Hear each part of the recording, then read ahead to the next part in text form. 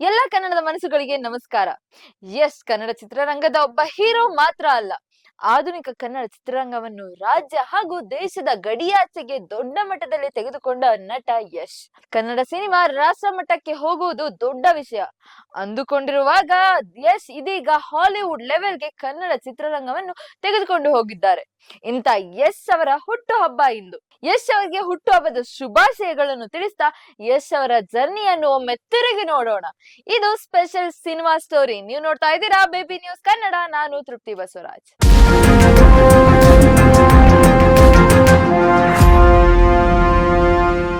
ಕನ್ನಡ ಚಿತ್ರರಂಗದ rocking star ಎಂದೇ ಖ್ಯಾತರಾಗಿರುವ ಯಶ್ ಅವರ ಜೀವನ ಪಯಣವು ನಿಜಕ್ಕೂ ಅದ್ಭುತವಾದದ್ದು.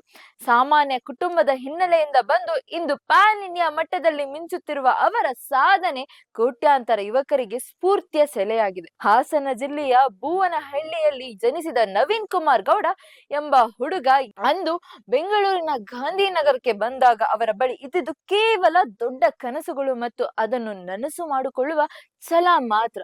ಅವರ ತಂದೆ ಬಸ್ ಚಾಲಕರಾಗಿದ್ದರು. ಈ ಸಾಧಾರಣ ಹಿನ್ನೆಲೆಯ ಹೊರತಾಗಿಯೂ ಯಶ್ ಎಂದಿಗೂ ತಮ್ಮ ಗುರಿಯಿಂದ ಹಿಂದೆ ಸರಿಯಲಿಲ್ಲ. ಯಶ್ ಅವರ ವೃತ್ತಿ ಜೀವನ ಪ್ರಾರಂಭ ಆಗಿದ್ದು ಕಿರುತೆರೆಯಿಂದ ಹಾಗೂ ರಂಗಭೂಮಿಯಿಂದ.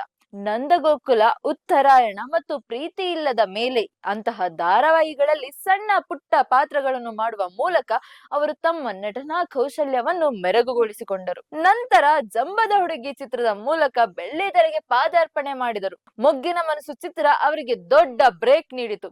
ಈ ಚಿತ್ರಕ್ಕಾಗಿ ಅವರು ಅತ್ಯುತ್ತಮ ಪೋಷಕ ನಟ ಫಿಲ್ಮ್ ಫೇರ್ ಪ್ರಶಸ್ತಿಯನ್ನು ಪಡೆದರು.